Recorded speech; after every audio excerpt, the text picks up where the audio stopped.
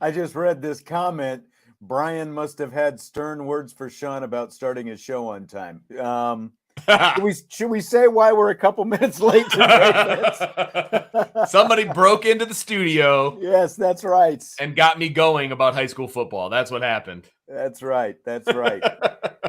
Somebody at the top of the food chain. Let's just leave it at that. But we're off and rolling. We're ready to go. We've got matching hats and everything. And by the way, I heard there was talk last week. Somebody was talking about the greatest quarterback ever. So I decided I'd put on the jersey of the greatest quarterback ever, Roger Staubach, my man, who won a Heisman Trophy at Navy, went and served in the Navy for a few years, during the Vietnam War, and then he comes back and wins 2 Super Bowls and goes to 5 total in the 70s with the Cowboys. So I've got the jersey of the greatest quarterback ever. Look at you. On me right now. Look at you. I'm impressed. Right. I didn't realize we were supposed to wear like throwback jerseys and stuff. I would have gotten all over that. And no, it is not a John Elway jersey. But hope you had a great weekend. Everybody who's with us right now, the chat is alive and rolling right now on YouTube. I spent my weekend in Cleveland, and yes, I did have a good time in Cleveland. Went to a Red Sox Guardians game Saturday night. That was a good time. My son resides over there. There were, a couple parts of town I was like, wow, really? But he's coaching. That's your first time in Cleveland? No, I've been there okay. a couple times. Okay. But saw different parts of Cleveland that I hadn't seen before. Okay. Let's just put it that way. But okay.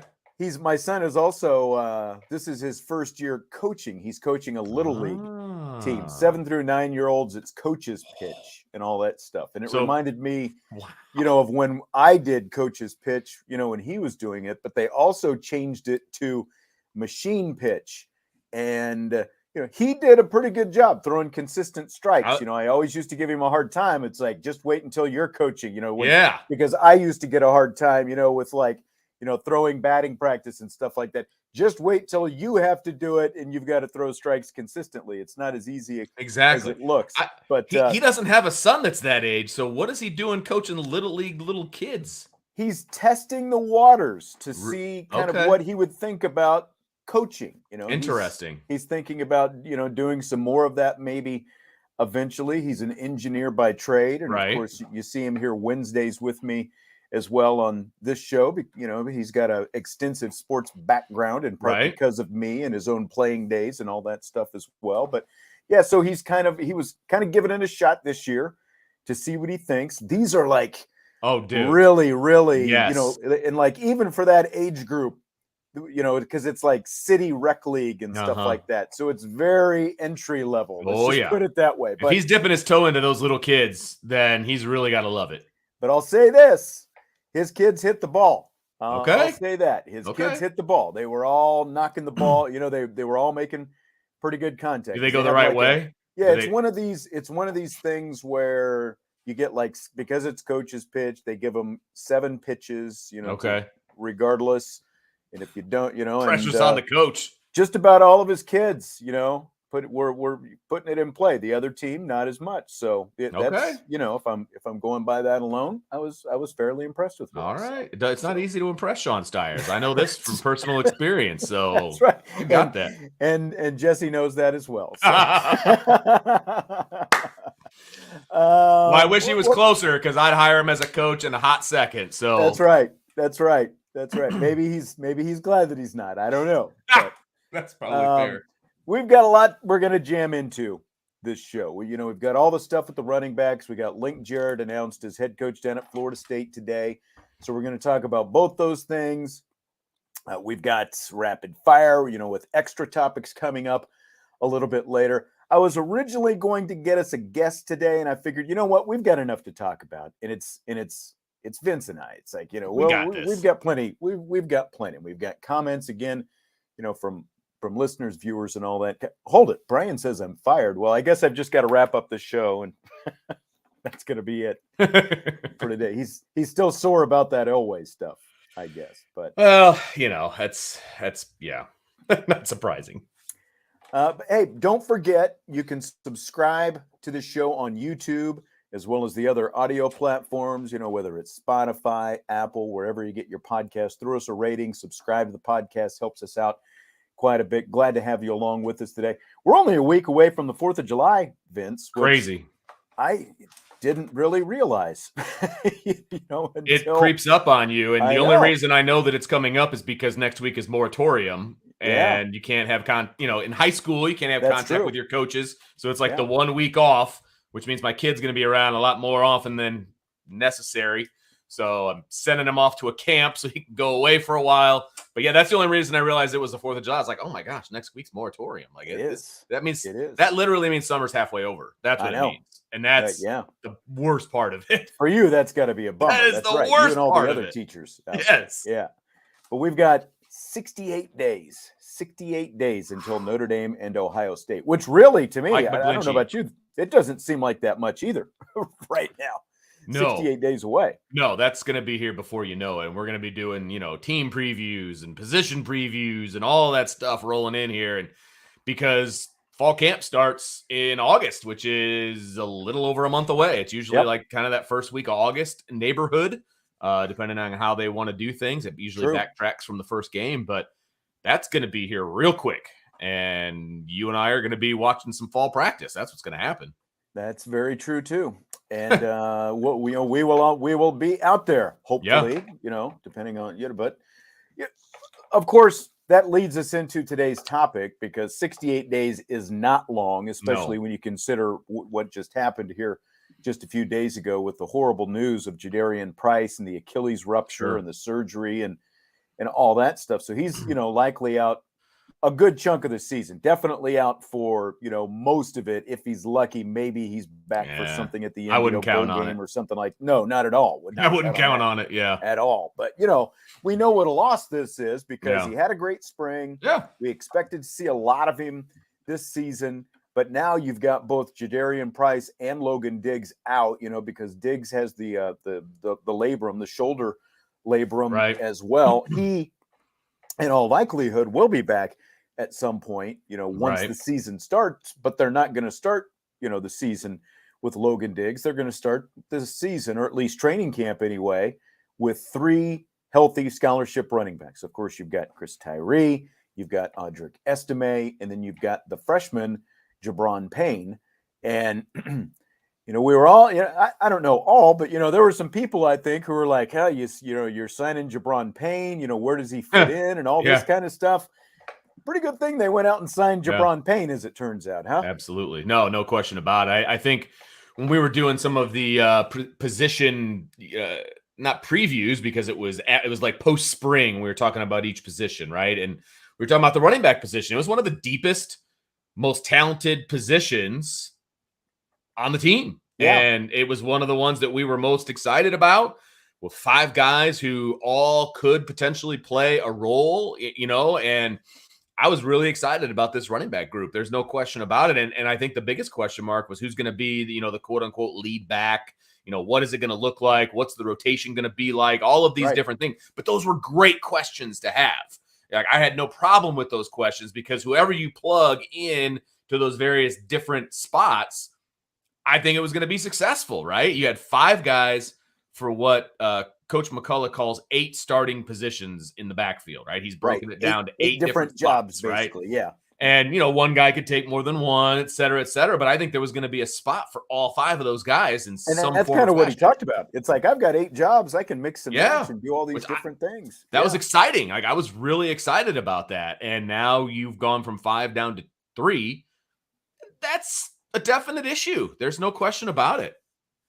Yeah, I mean, it's an issue, one, going through training camp, because it is a contact sport, obviously.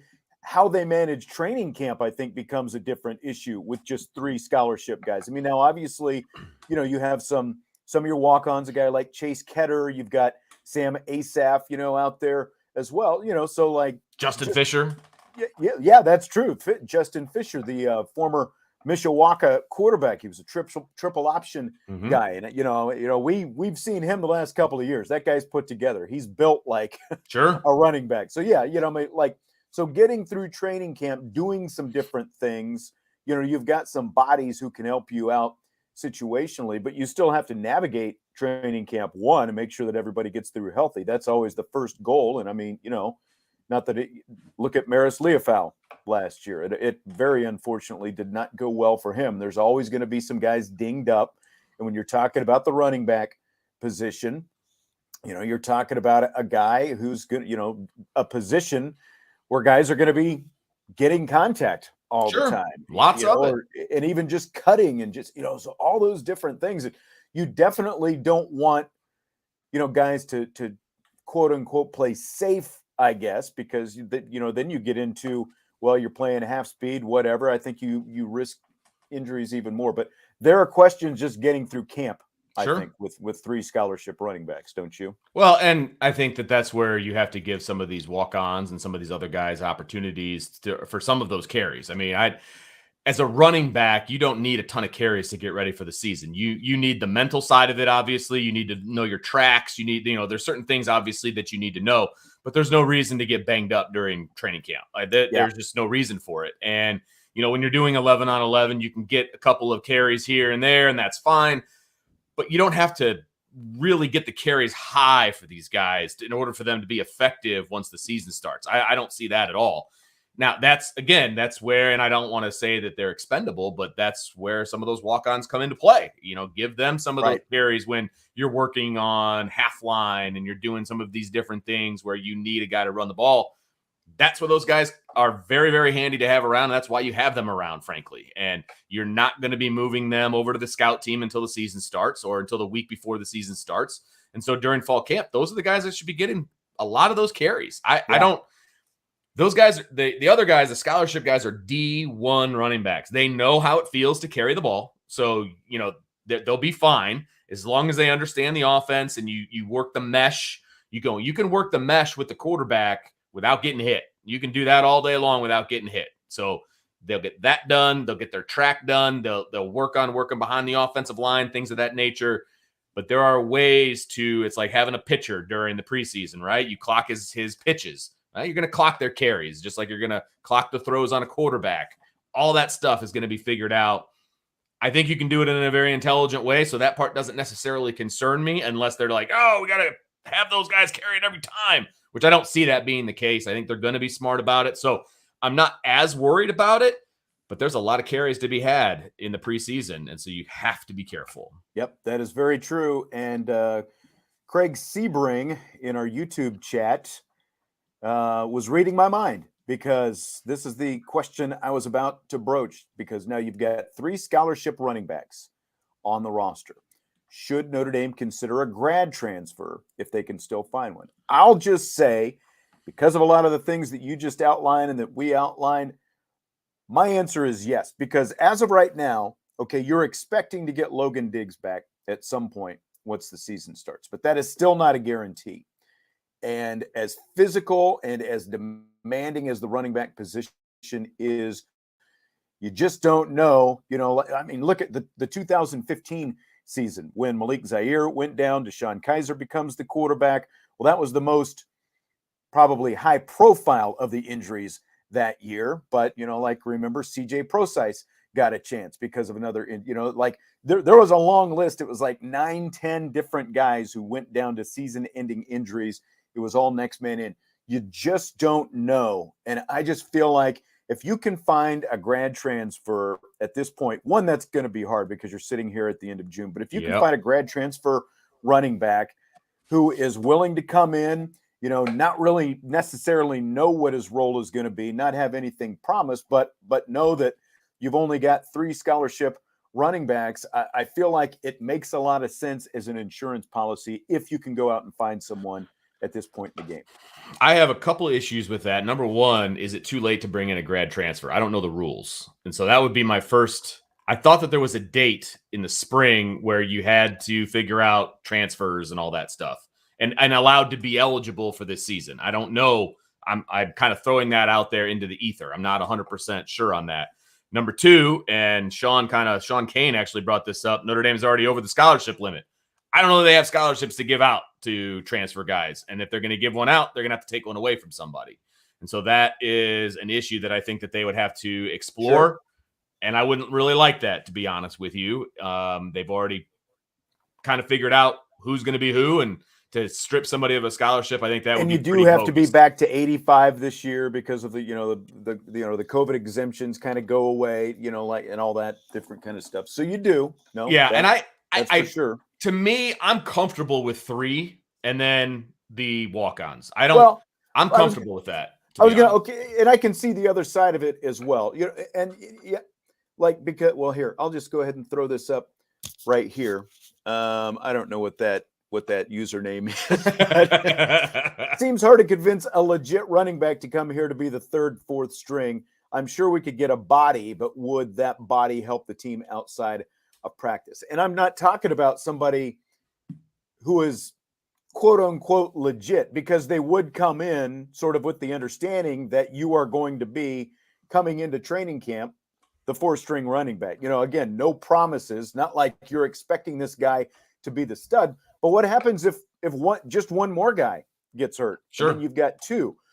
So how confident are you in Chase Ketterer potentially getting live reps, for example? Now, you and I have seen Chase Ketterer in action in high school, and we got to see a little, we saw him on, some coverage last year when he got to be, we ended up being the scout team player of the week when he was prepping for Navy and all that. They gave him some reps, I think, like on kick coverage and that kind of stuff.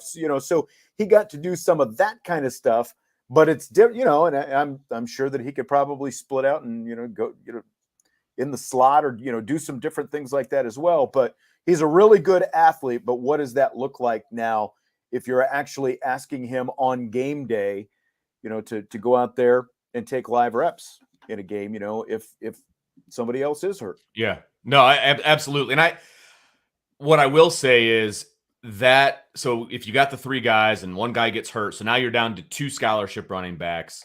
Do I feel comfortable using one of those, like a Chase Ketterer or a Justin Fisher or whatever? Do I feel comfortable using those guys for what they would be asked to do? Basically running zone read between the tackles? Yeah, I would be comfortable with that. I really wouldn't have a problem with that, as long as you still have, the 2 guys taking the majority of those reps, and you bring in one guy to maybe spell one, somebody else or what have you. Plus, you've also got the opportunity of Avery Davis. If he's healthy, you could put him back there. See, I'm leery about Avery Davis because that's a guy who's coming off an ACL as it is. Sure. Like it's like, because I had thought about that where, he's obviously played some running. He's played virtually every skill position there is to play on either side of the ball at this point, right? But because he's also coming off an injury, and then you're going to move him back to running back as well, and then you're also thin at wide receiver still. So that's fair. That's what would make me kind of pump the brakes on that a little bit. I am 100% biased because I've seen Chase and I've seen Justin, and I know what they can do with the football in their hands, and I trust them. I trust those 2 guys. I really do. And again, if I'm being offered the opportunity to either use those 2 guys or a transfer, I'm using those 2 guys because they're already there. They know what we expect. They're Notre Dame guys. I'm not using a scholarship on those 2 guys. They already understand that they're preferred walk-ons, etc. Those are the guys I would feel comfortable with.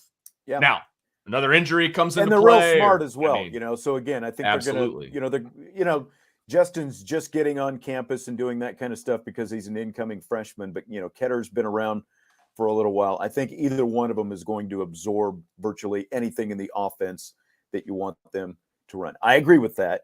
I agree that they can do certain things, but again, like if it came to an emergency situation where all of a sudden, you're getting guys banged up out there, that would be, I guess, my biggest concern. Sure. And you're taking a chance. You got to get to that point first. You're taking a chance. The injury thing is the scariest part of this, because you could make it through a whole season with 3 running backs, no problem. Right. The problem's injuries. If one of those guys get hurt, now we're talking a different scenario.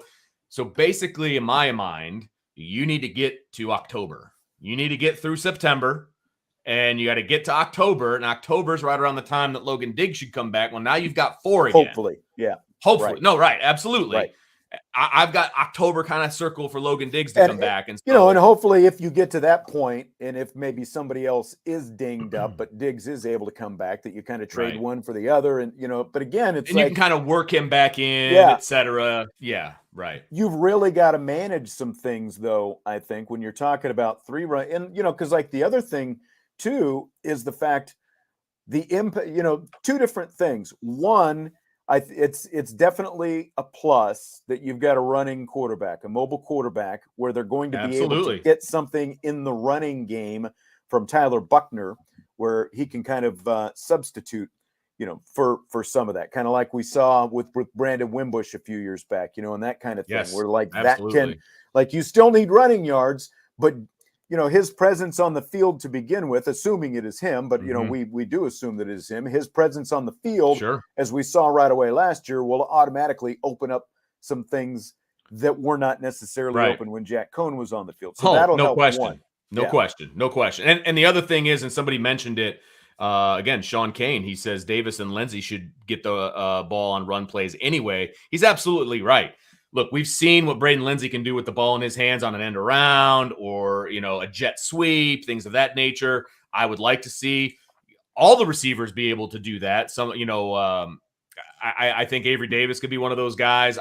There are ways to parse out the runs around the guys that you already have. And we have been at practice. We have seen them working on stuff of this nature.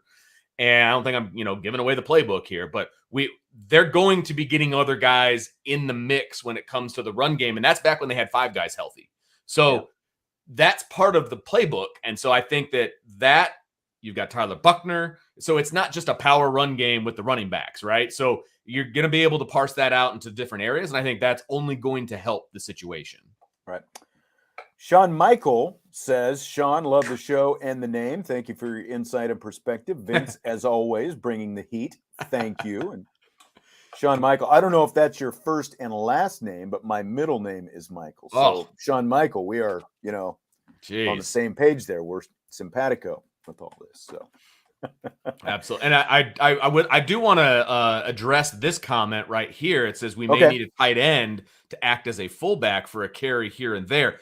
What I will say to that is there are guys on the roster who are listed as fullbacks for the first time in a long time at Notre Dame. And those guys are Justin Fisher, Davis Sherwood, and Barrett Liebertritz. So all 3 of those guys are walk-ons, but they're all listed as fullbacks. I didn't realize that Justin Fisher was listed as a fullback already, but again, he was a triple option quarterback at Mishawaka High School, and Vince and I have called Mishawaka games for the last few years. So we saw almost, well, because of COVID, I missed parts of one season. You were there for good chunks, though, still.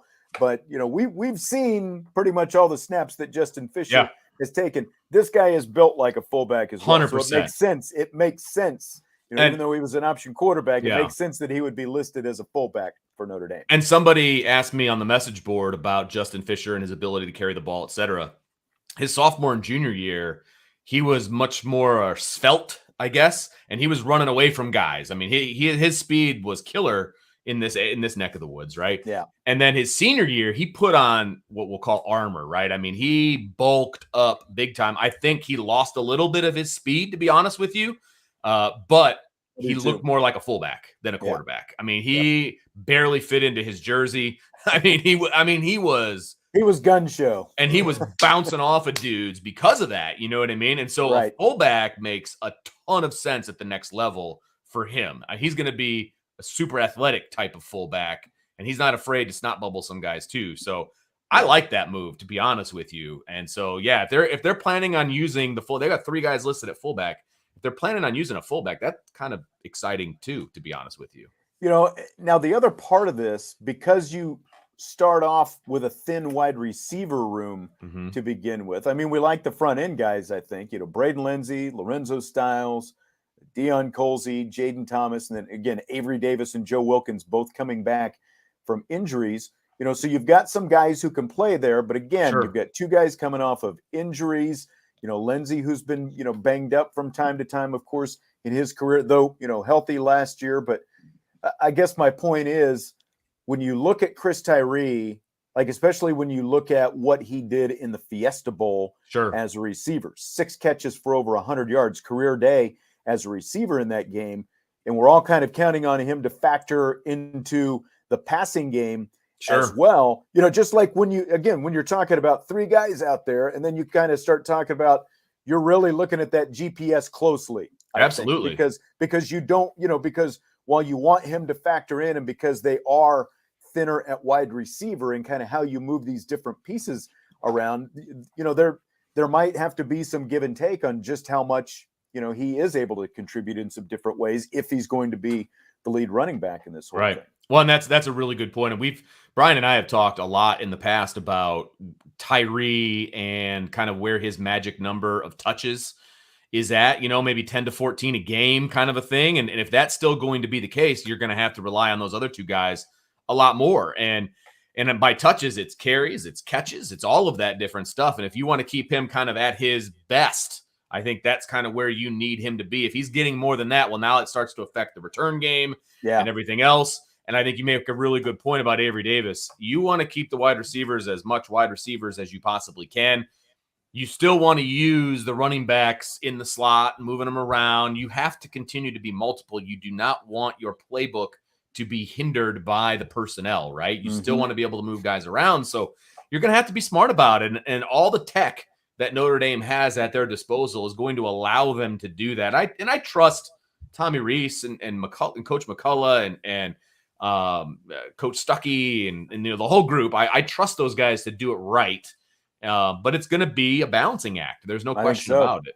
Yeah, for sure. And then I think you just mentioned a second ago the kickoffs. Like, do you want Chris Tyree, as much as a home run threat as he is that we saw last year, do you want him back there returning kicks if you're down to 3 scholarship running backs? Does that open up to somebody else? I think that it probably does. So it's going to be really interesting just to see again how they manage this. As you open up with a big game, and then you kind of have some time where I think, especially maybe when you look at the other opponents and how you want to go about attacking them, you can there are definitely going to be some opponents you can sort of manage reps against. Oh, absolutely. Especially, we talked about getting to October, right? I mean, outside of Ohio State, huge game. Don't get me wrong. Huge game. September's not that difficult, if I remember off the top of my head. So you can definitely manage carries against those opponents, in September. And let me pull it up just so I'm speaking from truth here. Okay. But you've got Ohio State, you've got Marshall, you've got Cal, and you've got North Carolina, right? That's your September slate. I'm not high on where North Carolina is going to be this year, and that's a different conversation, really, for a different time. But especially against Marshall and Cal, those are games that Notre Dame should win going away. So those are opportunities to get some other guys involved, to put guys on a pitch count, so to speak. You can definitely get away with certain things, right? Now, BYU is going to be tough on October, and then you get Stanford, UNLV, Syracuse in October. Okay, well, welcome back, Logan Diggs. Let's ease you back in against, I don't think Stanford's going to be all that great. And then you got UNLV and Syracuse. Okay.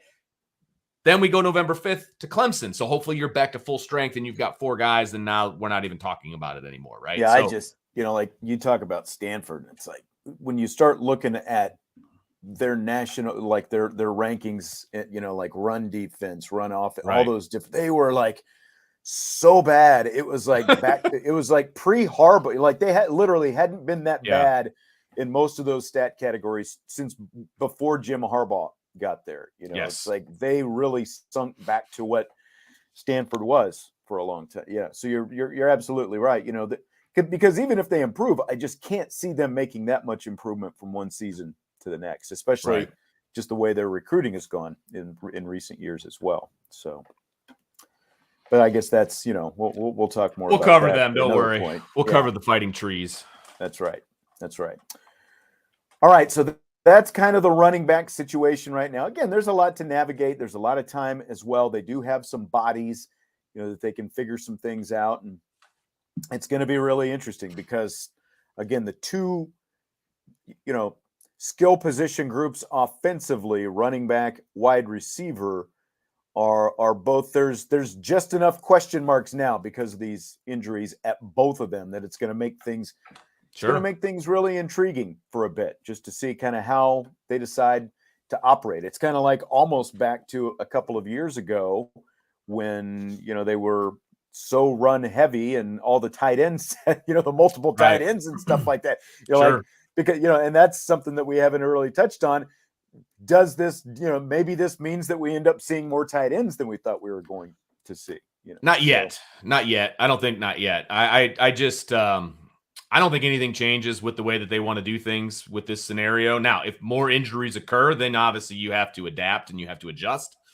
But if that's the only season-ending injury that we need to talk about, then I don't think anything changes. I don't see Tommy Rees being in favor of the 3 tight end set as their base as it has been in the past. I just don't. That's not Tommy Rees. He's an NFL type guy. His playbook is very NFL centered, in my opinion. And I don't know when the last time you saw a 3 tight end set in the NFL. You know what I mean? He'll do whatever he has to do to win games. I will say that. He's not an idiot, okay? But I don't see that being, hey, first down, let's go 3 tight ends. I don't necessarily see that being the case. But we'll see. I mean, I don't see the playbook changing a whole lot right off the bat, unless something crazy happens between now and then. 68 days until the season starts. And again, that means about 5-6 weeks until training camp starts. Yeah. So boom. Yeah, I mean, it's going to be July on Friday, so it is. this is approaching rapidly, which is exciting. No doubt. Very exciting. No doubt. All right, so Link Jarrett's gone after 3 years in a College World Series. He was introduced as the Florida State baseball coach this morning. They held a press conference for him down there. Link Jarrett goes home, and so that leaves Notre Dame now to find his replacement. Yep. And there've been a few names floated around.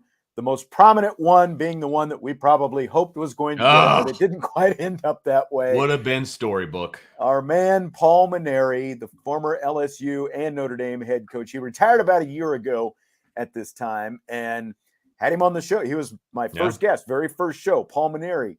And you can still find that on our YouTube channel right now. And, the interview that I did with him, he talked glowingly about Notre Dame, talked glowingly about Link Jarrett. These reports started popping up Friday that he was the primary, sort of focus, or at least, one of the initial candidates for the job. But I talked to him Friday, and I know some other people obviously did too, but I talked to him and he said, not coming out of retirement. He's not ready to jump back into the grind and all that stuff, does not want to come out of retirement, even for Notre Dame. So unfortunately, Vince, that's not happening. That stinks. I totally understand where he's coming from. Yeah. He has devoted his life to college baseball. It has had all the success that you can ever want in a college baseball situation. I mean, he's in my book, he's a Hall of Famer.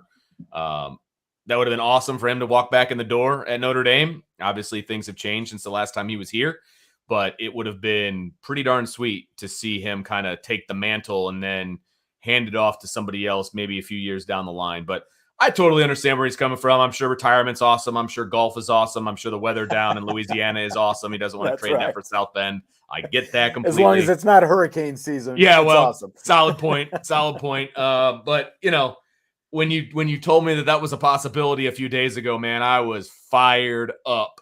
But, well, let's see where things go. Me too. I was kidding with him because Parisi's was always one of his favorite local establishments. I was like, Parisi's wasn't enough to bring you out of retirement, Paul. Come on. It's like somebody's got to up the ante, I guess. No doubt. But no doubt. So I thought what we do is kind of run through, maybe who isn't a candidate kind of thing. There's someone who at the start of the day I thought would have been a pretty good candidate, but it sounds like we can cross him off the list. That's Maryland head coach Rob Vaughn, because just a couple of hours ago, literally, Maryland announced they've signed him to a contract extension through 2027. He had just led Maryland to the best regular season they have ever had. They've been in the NCAA tournament the last couple of years. He's only 34 years old, so there's like all these good things going on there. And Maryland's in the Big Ten compared to Notre Dame and the ACC and all that stuff. So it would have seemed like a nice leap for him, but they signed him to a contract extension. So it sounds like that one's not happening. Another one I think you can cross off. Well, I would say with 99% certainty, a name that has popped up the last couple times this vacancy here at Notre Dame has opened, and that is Cliff Godwin, who is the head coach at East Carolina. He's a former Paul Minary assistant. He was with Paul his last year here at Notre Dame in 2006, went with him to LSU. From there, he went with another Minary assistant, Terry Rooney, when Rooney got the head coaching job at Central Florida. So he was there for a couple of years. Godwin was also at Ole Miss with them the last time they went to the College World Series before this year. But he has already been, I didn't even realize this, 8 years already. He's been at East Carolina. He's 304, 151, and 1 with 3 straight American Conference championships. It's been like 4 super regionals that he's been to. They're in the NCAA tournament virtually every year. It's, I realize, like, if you're going to compare brand names, Notre Dame to East Carolina, like, an ACC versus American, it sounds like a step up. But 1, East Carolina is Cliff Godwin's alma mater.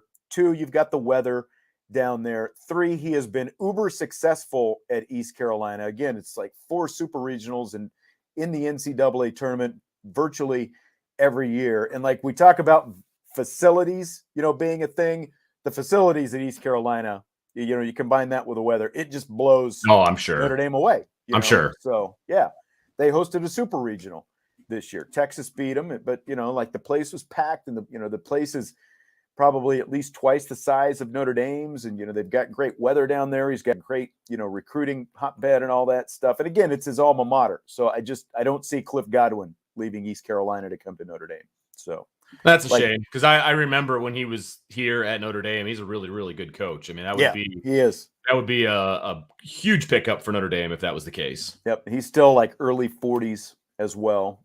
So another one that I've seen floated that I think I would, again, with 99% certainty, say cross off the list, and that is Jim Penders at Uconn, simply for the a couple of different things. One, again, Jim Penders is a Uconn alum. He's been the head coach there since 2004. They've been to the NCAA tournament 8 times. He took them to their second super regional this year. They played Stanford in the super regionals, but he just turned down Michigan last week, and I guess he's got a connection with Michigan AD Ward Manuel. So he turned down Michigan, got a raise to stay at Uconn, released this statement saying, I love Uconn. I'm not leaving Uconn. So if he's going to turn down Michigan and somebody he knows, I just can't see him, making the jump to Notre Dame. So, yeah. Now there's another one. Again, this guy has popped up the last couple times the Notre Dame job has come open. His name is Christian Maholick. He's a Notre Dame alum. He graduated from Notre Dame in '93. So he played for Pat Murphy, pitched in the big leagues for a few years for 4 different teams.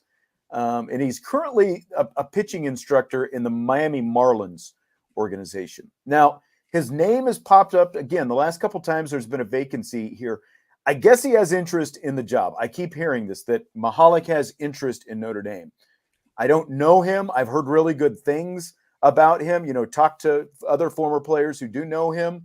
There's like nothing bad about Christian Maholick. But I guess my only point would be this.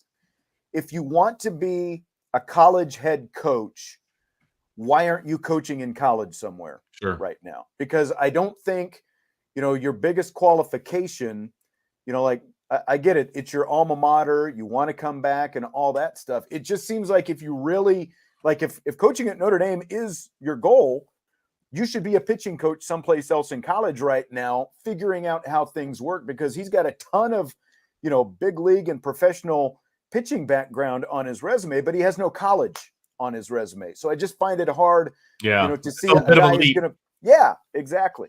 Yeah. So, and it's interesting to me when you bring up a guy like him, because I feel like Notre Dame is in kind of a position. Now they're in a great position right now coming off a College World Series. I think they've got some momentum, and that's going to be helpful in the search for a coach.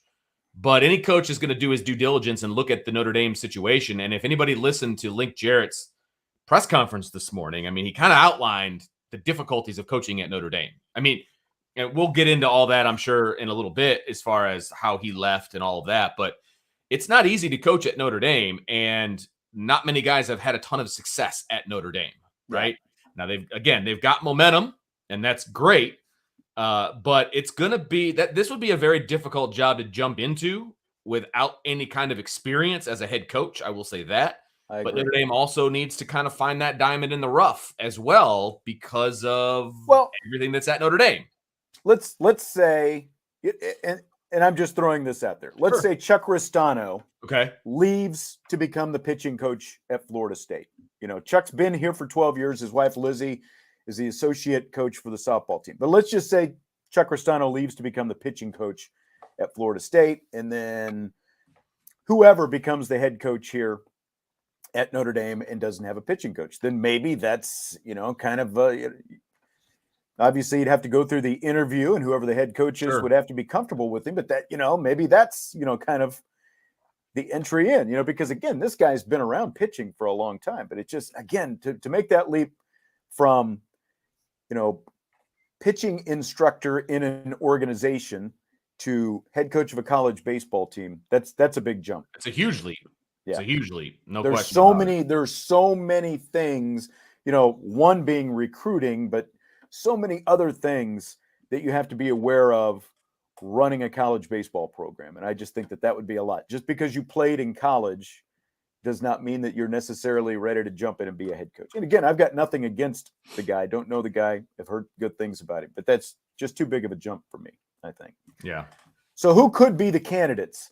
You know, the two current assistants right now, Rich Wallace and Chuck Ristano, I think, you know, both make sense as candidates.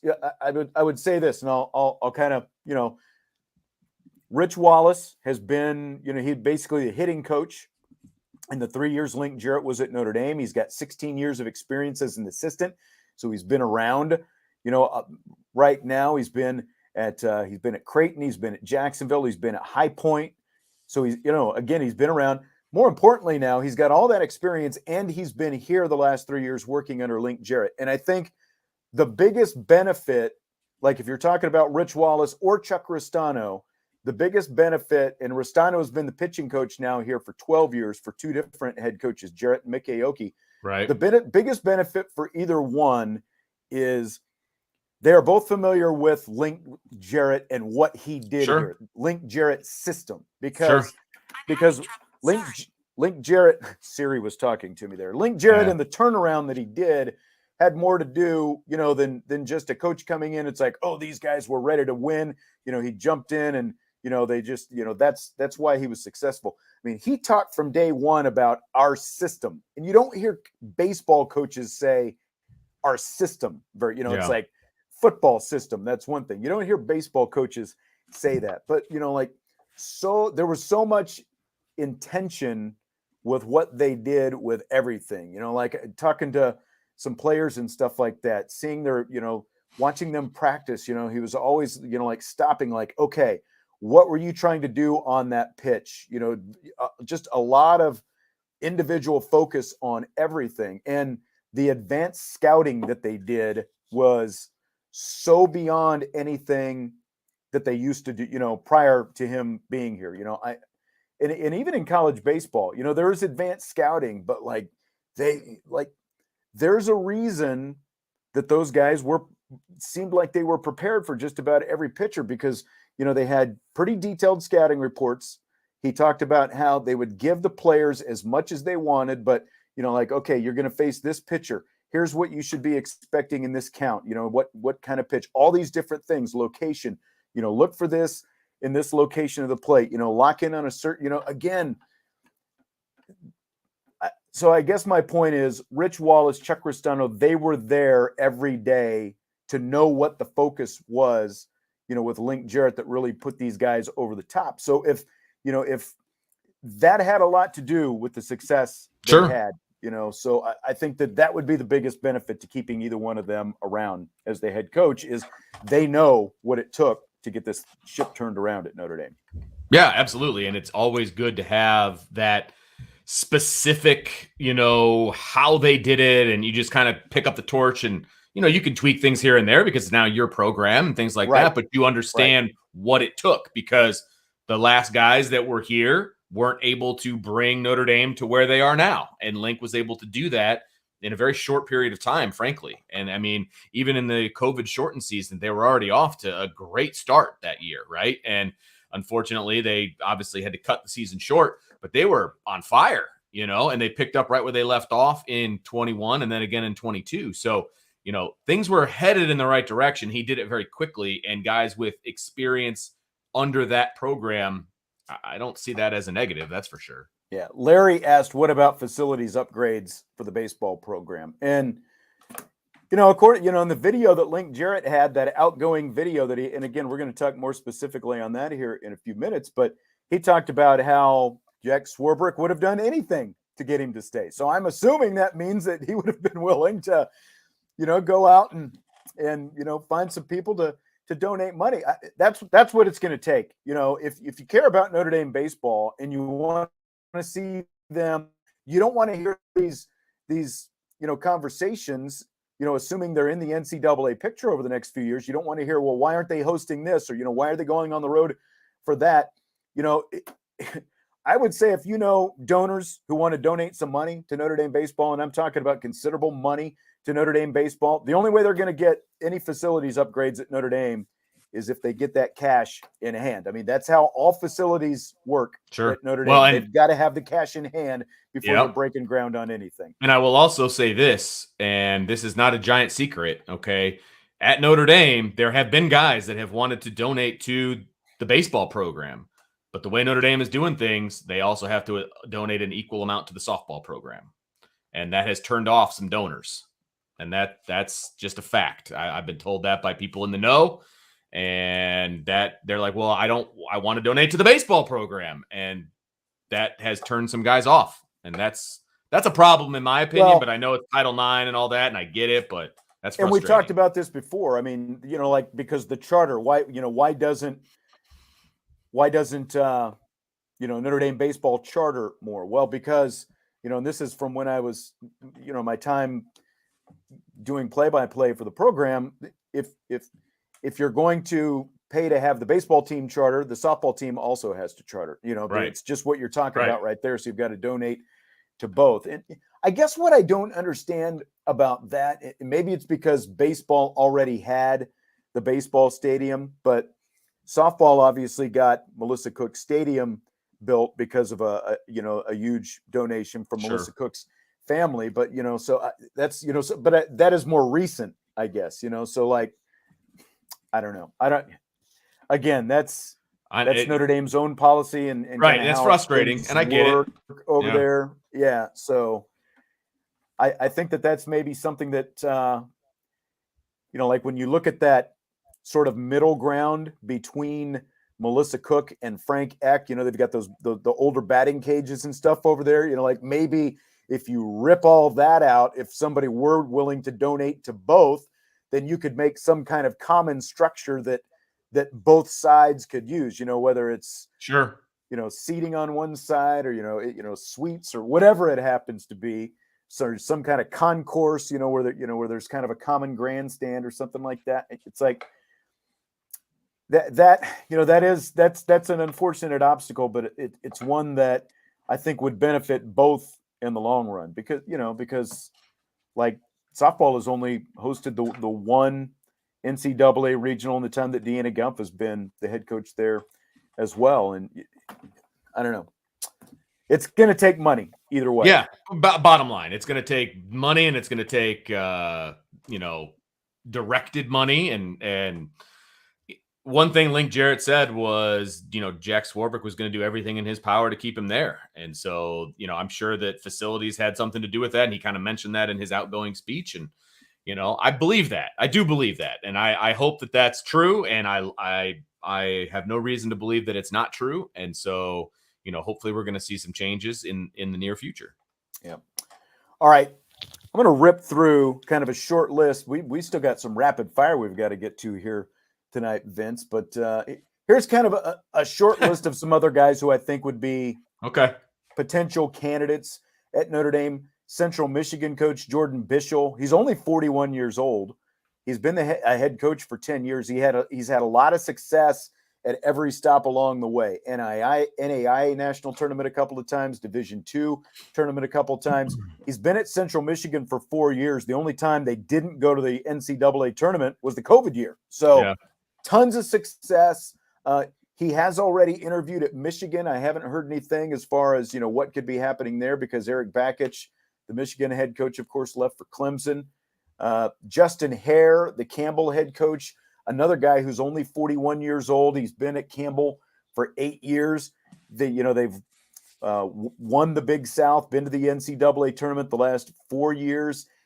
He, just like both Cliff Godwin, who we mentioned earlier, and Link Jarrett, he's a guy who came up when the Clemson search came open. So I think, he's kind of an interesting one. A lot of success down there in the Big South.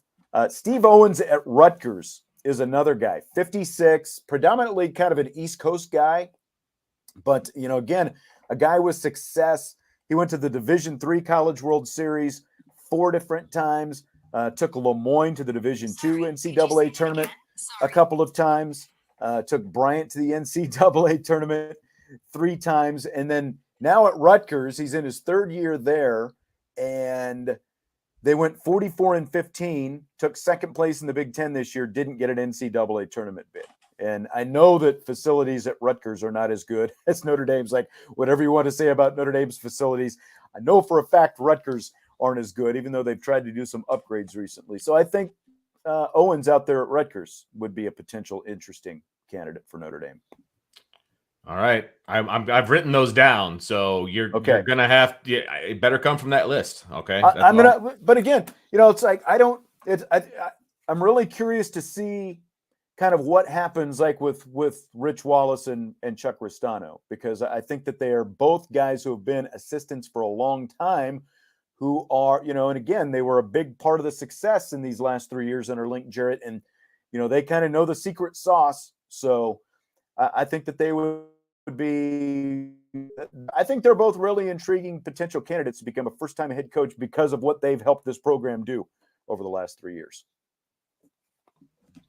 Sounds good to me. I love Notre Dame baseball, frankly. And so I hope that whoever it goes to, it's a good choice. It's not just a knee-jerk reaction, and they get somebody who is going to carry the torch and move forward. So I'm excited.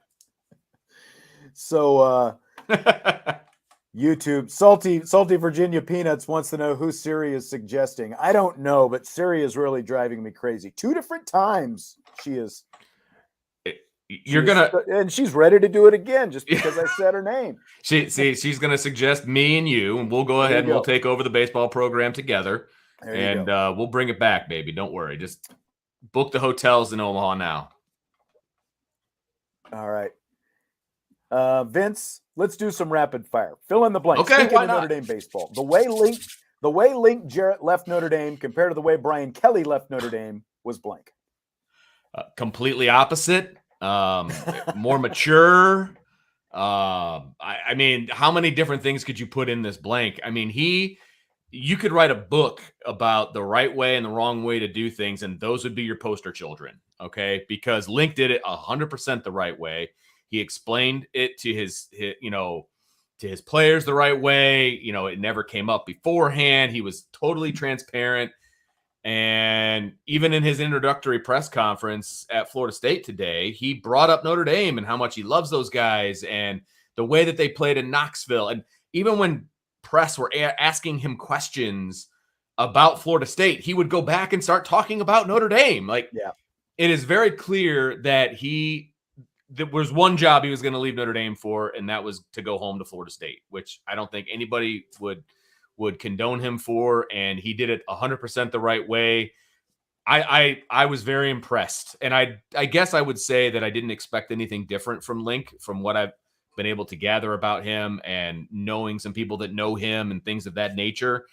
I would have expected nothing different, but it was still refreshing to hear everything that he said over the past few days and what he said this morning and all of the above.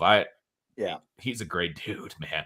No, absolutely. Night and day different. And, he said all the right things, hit all the right things. And, the fact that he stood up there in front of his team and, talked about they're his family, but he's going to Florida State because it's also his family. And Right. and maybe that's like, if I'm going to play devil's advocate, I really would be curious, like if Link Jarrett's family, like his real family, his parents still live in Tallahassee.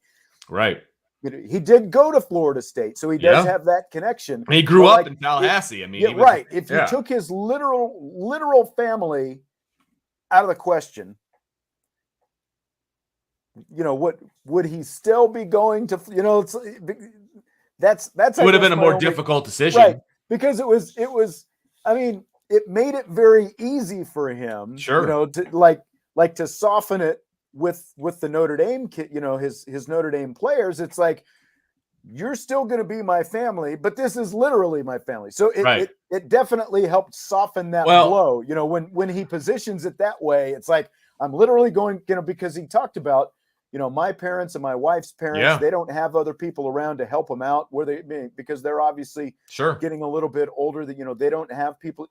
That definitely helps soften things when you're telling a team that you're leaving behind, because typically, no matter what, no matter how good a terms a coach thinks he or she is leaving on, there's kind of going to be some lingering, hard feelings from some of the kids. But it definitely helps when he has his literal family, his flesh and blood, that he is going back to Florida State. Well, I think it's twofold, to be perfectly honest with you. I think the literal family, his parents and his in-laws are there. And he talked about that this morning. I can drop in on my parents. I can drop in on my wife's parents, all those different things. But I think you add the other level of the fact that he did go to Florida State. He was an integral part in 3 World Series teams at Florida State. His wife was a cheerleader at Florida State. I mean, even if they didn't live there, that's his school. You know what I mean? And so I think that's part of it as well. So if you take the parents out of it, you still have the fact that he was a 4-year starter. Absolutely. That's still a huge part of it. You know what I mean? And I think so. If you take the parents out of it, if he didn't go to school there, if his wife didn't go to school there, then you still have the fact that Florida State is an upgrade from a baseball perspective. Right. You know what I mean? And so it was interesting that he also talked about, hey, maybe we need to do, a little work here at Dick Hauser Stadium. Even though, as we've talked about on this show, it's had a renovation more recently than Frank Eck Stadium here. And he mentioned that Frank Eck houses 1,800 fans. 1,800. That's a bit of a difference down there in Florida State. I purposely went and looked up their stadium, and it's a little different than Notre Dame's. Let's just put it that way. Yes, it is. But he handled things first class all the way. You got to the College World Series, limited the distraction that was after Mike Martin Jr. got fired. I believe it was June 10th. Who used to be his roommate, by the way. Right. They were roommates. A whole other thing.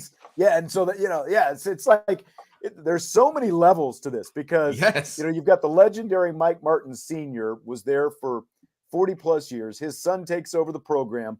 They both interviewed for that job 3 years ago. Right. Junior ends up getting the job. Link Jarrett ends up coming here. Right. And now 3 years later, Mike Martin Jr., even though they got to the NCAA tournament the last 2 years, he was fired essentially. I think what triggered it was Link Jarrett's name was connected to Clemson when the Clemson job came open, when Monty Lee was fired. His name comes up there, and Florida State's like, we're not letting this guy get away now. Look at what he is. This is obviously even before the College World Series. Look at what he has done at Notre Dame. We're not letting him get away this time. Right. So they fire Mike Martin Jr. and boom, here's Link Jarrett after the College World Series back at his alma mater now. Which has to be tough. I mean, you're one of your really good friends gets fired. You take his job, and you're supposed to go to an introductory press conference talking about how you're going to change everything from what your best friend just did. And he just received the National Coach of the Year that's named after the guy's dad, who was his coach. Like, there's just so many levels to this whole thing, and it's crazy. I mean, I'm happy for Link. I mean, he did a really good job at Notre Dame. Of course, I'm sad that he's not there, but I think he made the right decision to go back to Florida State. And I really, really hope this is a great opportunity for Notre Dame to hire the right guy to come in and continue on with what Notre Dame is doing. That's going to be tough.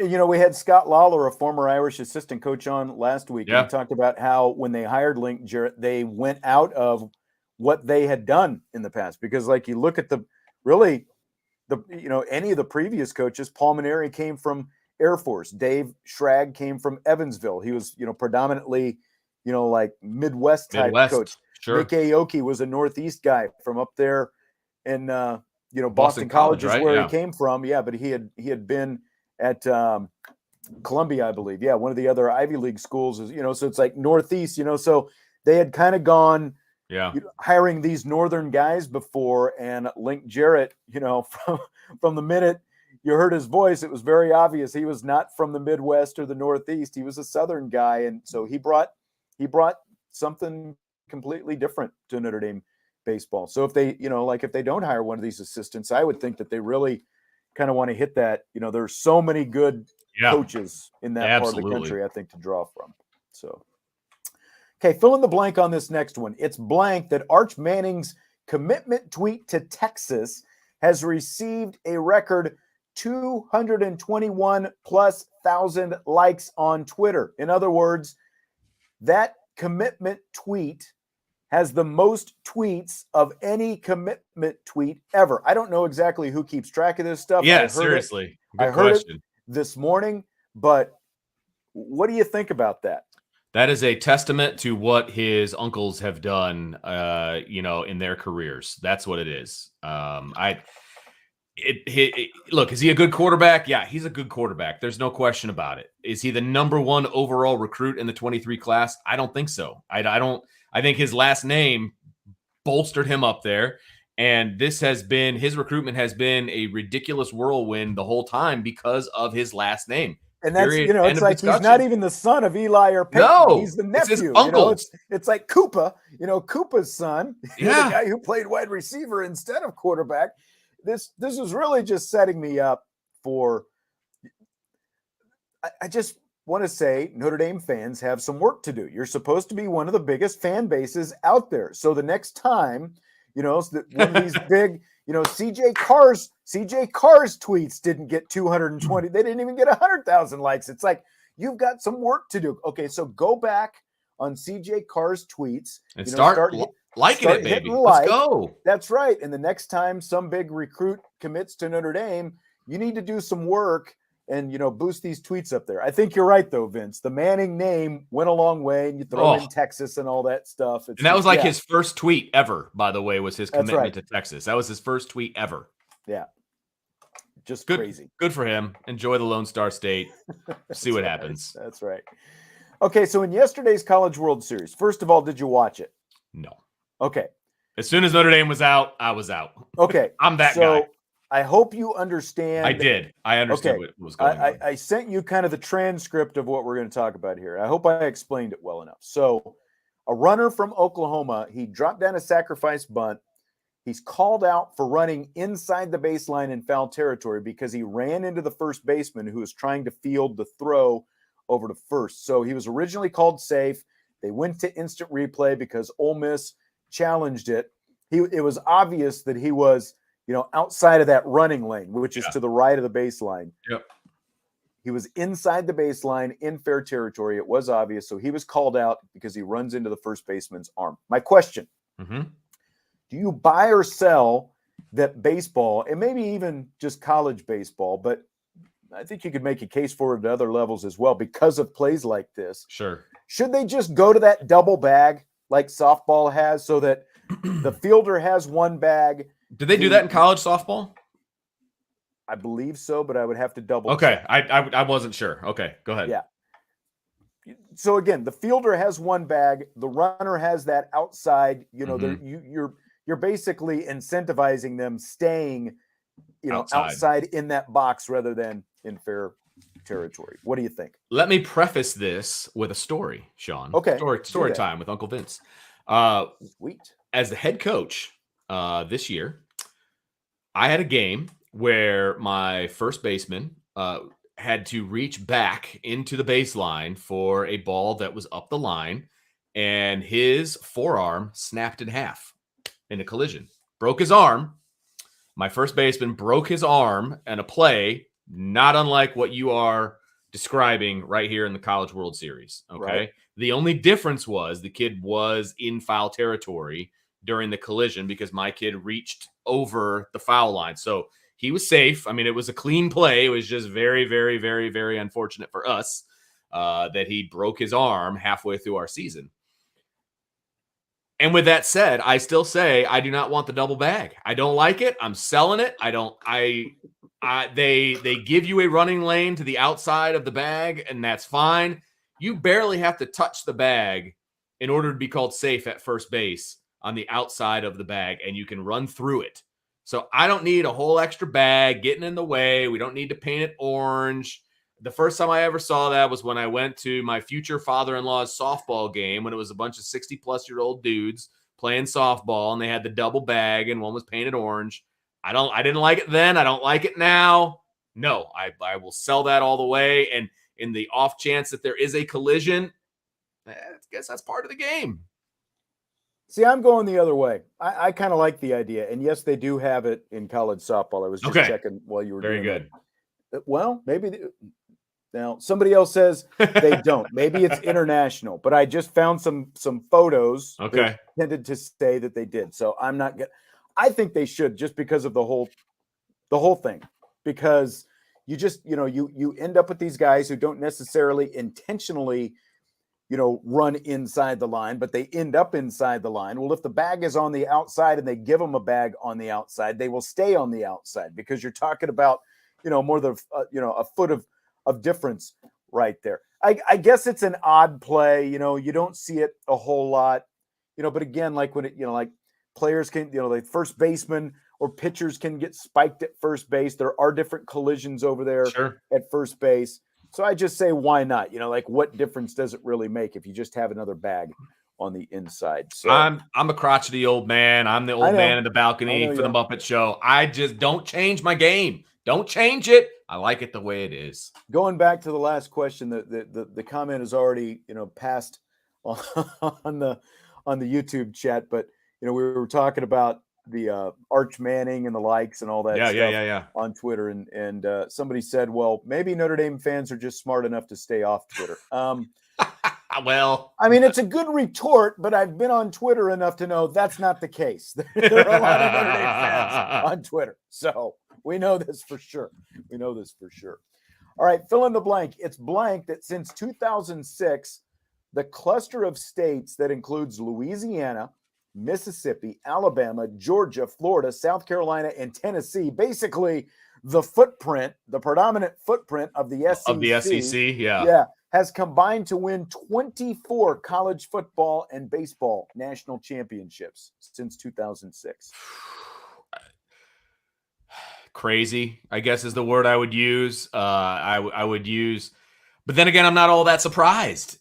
More baseball than football. As far as, but then again, I mean, the SEC is king in both. So, I don't like it, not even a little bit, but 24 in those two sports is pretty darned impressive. And it just tells you where the talent is. And those guys are staying home, and they're going to win a lot of football and a lot of baseball using those guys that are around those schools. If you're a northern school, you need to recruit, and you need to get those guys to leave the warmth and come up to the north and all of those different things. And that's not an easy task. Those guys want to stay home. And when they do, they win. And I mean, you're talking about 16 years and 24 championships for that footprint alone right there. It's obviously Alabama's won a lot of them. Georgia just won one in football. Vanderbilt, basically, like you rip through the SEC and there are, you've got South Carolina, LSU, Vanderbilt has won two, in college baseball that I'm talking about. Both Mississippi schools just did it. So it's like, everyone from Mississippi who wasn't in Omaha last year was there this year. Yeah, right. Mississippi State won it last year and Ole Miss won it this year. And I mean, that's another story unto itself, is that coach, Mike Bianco at Ole Miss, he wanted Paul Minari's job when Paul retired at LSU last year. He didn't get it. And so he stays at Ole Miss. They were the last team in the NCAA tournament this year, and they end up winning the whole thing. Yep. Crazy. There was a stat that they lost in the first round of their conference tournament. I can't remember where they came in the SEC regular season, but I mean, neither one were good. And then they're the last team into the College World Series or into the playoffs, and then they end up winning the whole thing. That's impressive. Yep. Back to that conversation we were talking about at first base. Salty Virginia Peanuts, a pretty consistent contributor on this show. He said he's had to put a lot of I've had to put a dislocated foot back on someone. That's a common injury for the base runner at first base, and you're right. Oh, that's why it's just like, that sounds awful. You're supposed to be on my side, Salty. Come on, man. I think that's something you can avoid if you just go to that extra bag. So that's why I'm in favor of it. I'm surprised, like, what would that kid you were talking about, what do you think he would say if you asked him? Would he say, come on, coach, give me the extra bag at first base? The kid that broke his arm, you mean? Yeah. Exactly. He would probably be in favor of it, and I'll have to ask him, actually. He's busy with football workouts right now because he's an all-state offensive lineman, but yeah. That could have happened to that kid yesterday, the Ole Miss first baseman, because he basically had his forearm extended, and the runner just ran right into that forearm. It was the worst thing I've ever heard in my life. You could hear that thing snap throughout the whole stadium, man. That is something I will never forget. And we actually broke 2 bones in that game. That's the first time ever. I coached a lot of football, and I've never had 2 broken bones in one game. And as a baseball coach, I had that happen. So good for me. Avoiding broken bones. I'm for avoiding broken bones. You think? At any cost. We're not deep enough for broken bones, Sean. All right. Well, that's going to do it for tonight. Vince and I will be back tomorrow. We just plowed right through this. Yes, we did. Do you want a guest tomorrow? Should I find us a guest? I mean, it's up to you. We can. We don't need one.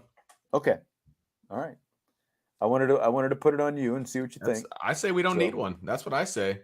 You give me all day. See, with this show, what the best part about it is you give me all day to get all fired up and worked up about stuff. That's right. We don't need a guest. We don't need a guest. True. That's very true. Because we used to go on in my old show. We'd go on earlier, and it's like it's kind of the same thing. It's like, come on, 6 o'clock needs to get here. I know. I'm telling you. That's right. Good time as always. And of course, don't forget, like us on the YouTube page, subscribe on the YouTube page. If you're kind of an aftermarket listener, I guess, you're not watching live or watching the YouTube videos. Of course, you can find us on all the different audio podcast platforms as well, whether it's Spotify or Apple, wherever you can like and subscribe and rate and do all that stuff. But late in the show, we got a thumbs up from D-Rock. Hit those likes. Irish. All right. That's right. Button. Hit the likes. Yep, absolutely. Much appreciated. Much appreciated. Ladarius, great show, Irish Nation. You guys are just pumping each other right now, but that's all right too. A lot of community. That's right. In that Love chat. the community. Have a lot of fun in there. That's right. All right, Vince, I will talk to you mañana. To all of our listeners and viewers, we will talk to you tomorrow as well. We'll have a lot more Notre Dame football conversation. I'm sure we'll have some more baseball stuff to talk about as well as we go through this with Link Jarrett down at Florida State now, the baseball team looking for a new coach. And again, as of right now, 68 days until Notre Dame, Ohio State. So can't wait. Looking forward to that. All right, we will talk to you tomorrow. IB Nation Sports Talk.